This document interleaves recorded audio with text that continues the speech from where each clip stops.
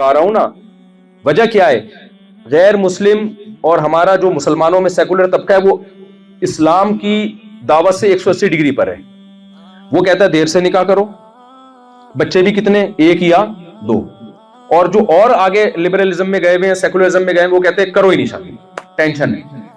इस्लाम बिल्कुल उसके क्या है, बिल्कुल अपोजिट। क्योंकि इस्लाम इस बेस ही को गलत करार देता है कि इससे गुर्बत बढ़ेगी, महंगाई बढ़ेगी और तुम्हारी टेंशनें बढ़ेगी। इस्लाम क्योंकि दीन फितरत है, इस्लाम ने क्या कहा, जअल लकुम मिन अनफुसिकुम अज़वाजन लितस्कुनु इलैहा, अल्लाह ने मर्द की जिन्स औरत पैदा की ताकि दोनों के मिलाप से इसको सुकून हासिल हो।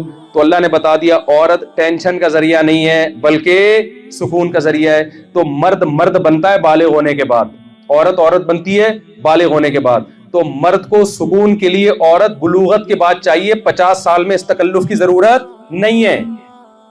तो दीन फितरत है, इसलिए कहा बालिग होते ही शादी कर दो इसकी। और बताया कि गैर मुस्लिम कहेंगे ये टेंशन है, अल्लाह क्या कह रहा है, टेंशन नहीं है, लितस्कुनु इलैहा, ताकि तुम्हें बीवी से क्या मिले, सुकून। आप दुनिया में देख लो, शादियों वाले खुदकुशियां कम करते हैं और विदाउट मैरिज रहने वाली कौमों में खुदकुशियों का रेशो ज्यादा है, हालांकि वो तो टेंशन फ्री जिंदगी गुजार रहे हैं। अकल तो कहेगी कि यार एक शादी होगी तो एक साला भी होगा, फुल टेंशन, ससुर भी होगा फुल टेंशन, और सास टेंशन का दूसरा नाम है। आप डिक्शनरी में देखें तो टेंशन इज इक्वल टू, या आगे तर्जुमे में सास लिखा हुआ होगा। अकल तो ये जो वो अकल जो अल्लाह रसूल की तालीमात के खिलाफ जो है ना, वो ज्यादा फ्री होने की कोशिश कर रही है, अपनी औकात से बाहर निकल रही है, वो अकल तो यही कहती है। लेकिन हकीकत ये है कि जिन कौमों में ज्यादा निकाह का रिवाज, बर वक्त शादियों का रिवाज, खुदा की कसम वो खुश हैं, वो गुर्बत महंगाई में भी खुश हैं। क्यों? इंसान सदियों पहले जो उसकी मेंटली सेहत के लिए जो चीजें जरूरी थी, सदियों बाद भी और आज से 1000 साल बाद भी वही चीजें उसको मेंटली तौर पर, मेंटली हेल्थ का जरिया बनेंगी। उसमें बीवी भी है और बच्चे भी हैं। मैं जापान कब से घूम रहा हूं, 3-4 दिन हो गए मुझे घूमते हुए। मैंने आज अपनी बच्ची की, मेरे घर वालों ने थोड़ी सी वीडियो भेजी, खुदा की कसम उसको देख के जो मजा आया ना 3-4 दिनों में जापान में, अब तक मुझे आया बहुत मजा, लेकिन वो मजा नहीं आया।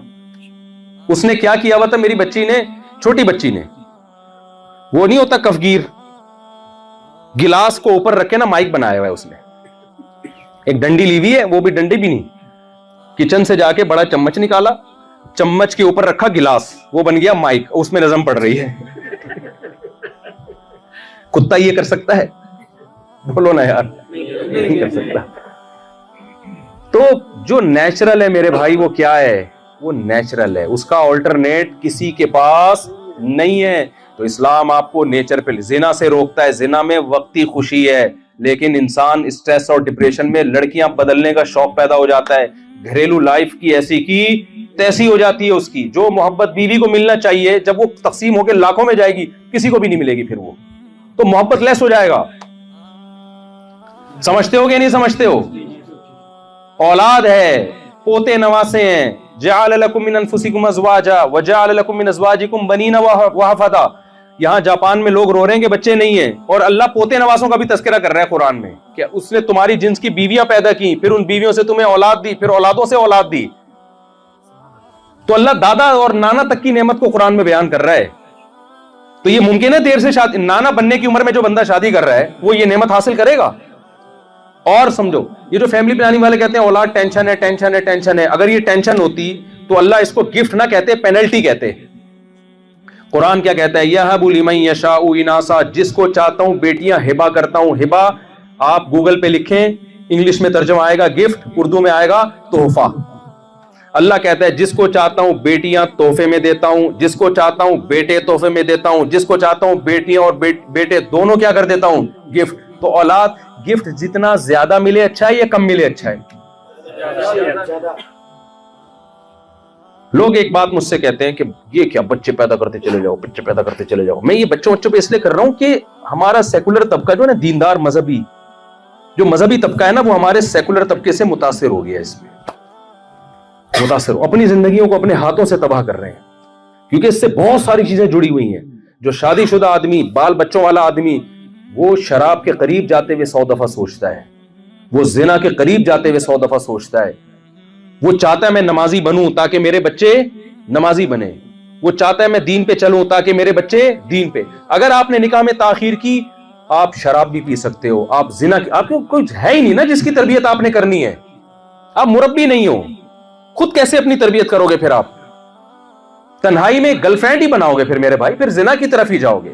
ان اخلاقی برائیوں سے بچنے کے لیے ضروری ہے اپنا خاندان ہونا چاہیے, اور بغیر خاندان کے رہنا نیچرل نہیں ہے. خاندان میں رہنا کیا ہے؟ یہ نیچرل ہے. آپ کے بھائی ہونے چاہیے, آپ کے بچوں کے بہن بھائی ہونے چاہیے. ایک آدھ بچہ پیدا کرو, بچوں کو بہن بھائیوں سے آپ محروم کرو گے. تو اب کیا ہے جو میں بات سمیٹ کے بس ختم کروں جلدی سے, کہ جب آپ نکاح کرتے ہیں, آپ کے اولاد ملتی ہے, آپ کو زندگی میں کیا ملتا ہے؟ سکون. کچھ ٹینشنیں ہوتی ہیں, وہ تو ہر نعمت میں ہے. تو ایک صاحب مجھے کہنے لگے کہ یہ اتنے بچے بھیڑ بکریوں کی طرح پیدا, ان کی تربیت نہیں کرنی کیا؟ تو پہلے پلاننگ کرو. کیا کرو؟ پلاننگ کرو کہ اتنے ہوں گے تاکہ میں اس کو, ایک کو ڈاکٹر بناؤں گا, ایک کو انجینئر بناؤں گا, ایک کو سائنسدان بناؤں گا, ایک کو یہ بناؤں گا, ایک کو. تو پہلے سے پلاننگ کرو کہ میں کتنے افورڈ کر سکتا ہوں. یہ بات سمجھ میں آ رہی ہے؟ یہ کیا کہ بغیر کسی پلاننگ کے, مجھے ایک بات بتاؤ, جو کام پلاننگ کے ساتھ ہوتا ہے وہ اچھا ہوتا ہے یا وداؤٹ پلاننگ ہوتا ہے وہ اچھا ہوتا ہے؟ پلاننگ والا. تو کہتے ہیں یہ کیا بات ہے کہ آپ لوگ مولانا لوگ بولتے ہو کہ فیملی پلاننگ مت کرو. بھائی ہم کہتے ہیں, یہ نہیں کہتے کہ نہیں پیدا کرو, پلاننگ کے ساتھ. ایک ہو گیا, اب اس کے 18 سال کے بعد دوسرا ہوگا. یہی ان کی پلاننگ فی الحال یہی چل رہی ہے, عجیب و غریب قسم کی پلاننگ. اور پھر تیسرا ہوگا ہی نہیں. وجہ اس کی یہ کہ پلاننگ, بھائی پلاننگ, آپ کی آمدن دیکھو.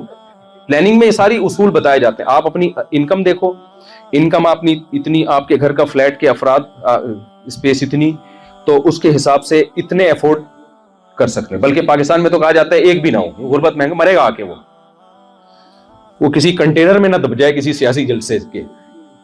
تو یہ بات بظاہر بڑا بہترین نعرہ ہے, یہ ہر کام پلاننگ سے ہوتا ہے. تو بچے وداؤٹ پلاننگ کیوں پیدا ہو؟ تو مجھ سے کہہ رہے تھے, میں نے کہا مجھے ایک بات بتاؤ, پلاننگ گفٹ لینے میں کوئی کرتا ہے کہ کتنا تحفہ لینا ہے میں نے, یا لینے کے بعد کرتا ہے؟ دیکھو ہدیہ آنا شروع ہے, مولوی صاحب بیٹھے ہوئے ہیں یا کوئی بھی بیٹھا ہوا ہے, گفٹ آ رہا ہے, یہاں سے آ رہا ہے, یہاں سے لفافہ. میں کہہ رہا ہوں میں ایک پلاننگ کے تحت پیسے لوں گا, میں لینی نہیں آیا کہیں ایسا نہ مجھے دینا شروع کر دیں. ہاں میں ایک مثال دے رہا ہوں, میرے کوئی بیان کے پیسے نہیں ہوتے. کوئی جیسے مجھے لوگ بلا رہے ہوتے ہیں نا, آپ کو ہم بیان کے لیے بلانے کے کتنے پیسے, 1 روپیہ بھی نہیں ہوتا. بلکہ میں نے کہا کہ اگر ویزا لگ جائے تو میں اپنے خرچے پہ آؤں گا. تو مثال دے رہا ہوں کہ یہ مثال ہی غلط ہے, کوئی دوسری مثال دے دیتا ہوں. دولہا کو گفٹ دیا جاتا ہے نا لفافے. کسی کے ذہن میں آ سکتا ہے مفتی صاحب سمجھا رہے ہیں, اصل میں کہنا کیا چاہ رہے ہیں, بدگمان ہو سکتا ہے. دولہا کی مثال دیتا ہوں, دولہا کی. اچھا ہمیں تو دولہا پہ بھی گفٹ نہیں ملے, کیونکہ پکڑے جانے کا ڈر تھا ہمیں. تو ہماری تو جب شادی ہوتی ہے ڈر تھا پکڑے پٹ نہ جائیں کئی سالوں سے.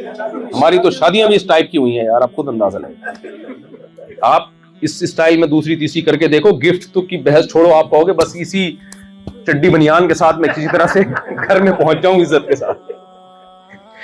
تو دولہا کو گفٹ ملتے ہیں. اب دولہا بیٹھا ہوا ہے, ایک نے لفافے میں 1000 روپے لے کر آیا, دوسرا لفافے میں 5000 لے کر آیا. دولہا کہہ رہا ہے یار پلاننگ, ہر کام پلاننگ کے ساتھ اچھا ہوتا ہے. ایکچولی میں اتنے پیسے کہاں رکھوں گا, جیب میری اتنی بڑی ہے نہیں, اور اکاؤنٹ میں بھی جو ہے نا محدود اکاؤنٹ ہے, اس میں 1 لاکھ سے زیادہ نہیں ہوتا ہے نا, ایزی پیسہ اکاؤنٹ ٹائپ کی چیزیں ہوتی ہیں. تو ایکچولی میں افورڈ نہیں کر سکتا.